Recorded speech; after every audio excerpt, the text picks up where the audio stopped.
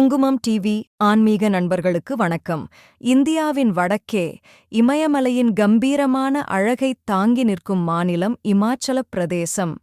இதனை தேவபூமி என்றும் அழைப்பார்கள்.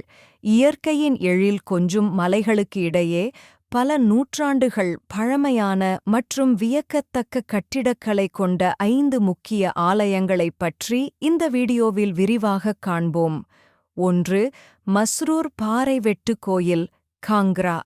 நமது பயணத்தின் முதல் தலம் காங்க்ரா பள்ளத்தாக்கில் அமைந்துள்ள மஸ்ரூர் பாறை வெட்டு கோயில். இது இமயமலையின் பிரமிடு என்று புகழப்படுகிறது. கிபி 8ஆம் நூற்றாண்டில் ஒரே பெரும் பாறையைச் செதுக்கி இக்கோவில் உருவாக்கப்பட்டுள்ளது. எல்லோராவைப் போன்ற கட்டிடக்கலையை ஒத்திருக்கும் இக்கோவிலில் ராமன், சீதை மற்றும் லட்சுமணன் சிலைகள் பிரதிஷ்டை செய்யப்பட்டுள்ளன. இக்கோவிலின் முன்னே உள்ள குளம் இந்த கற்கோவிலின் நிழலை அழகாக பிரதிபலிப்பது ஒரு கண்கொள்ளாக் காட்சியாகும். பாண்டவர்கள் தங்கள் வனவாசத்தின் போது இதை கட்டியதாக கதைகள் கூறுகின்றன. 2. பைஜ்நாத் கோயில், காங்க்ரா. அடுத்து நாம் காண்பது சிவபெருமானுக்கு அர்ப்பணிக்கப்பட்ட மிகவும் புனிதமான பைஜ்நாத் கோயில். கிபி 1204ஆம் ஆண்டு கட்டப்பட்ட இக்கோவில் நாகரபாணி கட்டிடக்கலைக்கு ஒரு சிறந்த எடுத்துக்காட்டு. ராவணன் சிவபெருமானை நோக்கி தவமிருந்து ஆத்மலிங்கத்தைப் பெற்ற தலம் இது என்று நம்பப்படுகிறது. இங்குள்ள கல்வெட்டுகள் மற்றும் நுணுக்கமான சிற்பங்கள் பக்தர்களை மெய்மறக்கச் செய்யும்.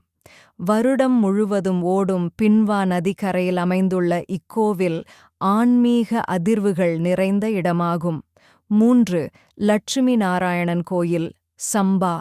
சம்பா மாவட்டத்தில் அமைந்துள்ள லட்சுமி நாராயணன் கோயில் வளாகம் இமாச்சலத்தின் கலைத்திறனுக்கு ஒரு சான்றாகும்.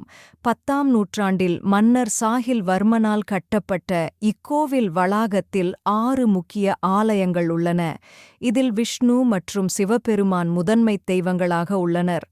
மர வேலைப்பாடுகளும் கல் செதுக்கல்களும் நிறைந்த இதன் கூரைகள் மற்ற கோவில்களில் இருந்து இதனை தனித்துக் காட்டுகின்றன.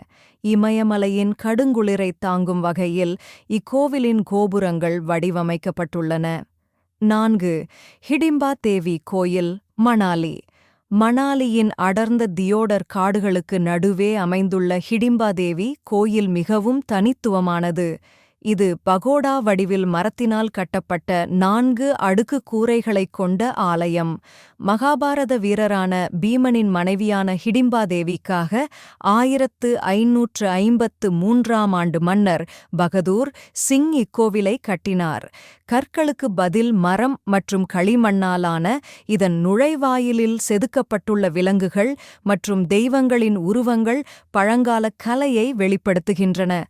அமைதியான சூழலில் அன்னை இங்கு தவம் புரிந்ததாக கருதப்படுகிறது. 5. ஜுவாலாமுகி கோயில், காங்க்ரா. நமது பயணத்தின் இறுதித் தலம் 51 சக்தி பீடங்களில் ஒன்றான ஜுவாலாமுகி கோயில். இங்கு மற்ற கோவில்களைப் போல சிலைகள் கிடையாது. மாறாக பாறையின் பிளவுகளிலிருந்து இயற்கையாகத் தோன்றும் நீல நிற ஜோதியே தேவியாக வழிபடப்படுகிறது. பல நூற்றாண்டுகளாக அணையாமல் எரியும் இந்த நித்திய ஜோதி ஒரு நவீன அறிவியலால் விளக்க முடியாத அதிசயமாகும். அக்பர் போன்ற மாமன்னர்கள் கூட இந்த ஜோதியை அணைக்க முயற்சி செய்து தோற்றுப்போனதாக வரலாறுகள் கூறுகின்றன. பக்திக்கும் சக்திக்கும் இந்த ஆலயம் ஒரு உன்னத சான்றாகும். இயற்கையின் பேரழகும் தெய்வீக ரகசியங்களும் நிறைந்த இமாச்சலப் பிரதேசத்தின் இந்த ஆலயங்கள் ஒவ்வொன்றும் ஒரு காவியமாகும். குங்குமம் டிவி சேனலுக்கு சப்ஸ்கிரைப் செய்யவும். மேலும் உங்கள் நண்பர்கள் மற்றும் உறவினர்களுக்கு ஷேர் செய்து உங்கள் அன்பான ஆதரவை எங்களுக்கு தரும்படி கேட்டுக்கொள்கிறோம்.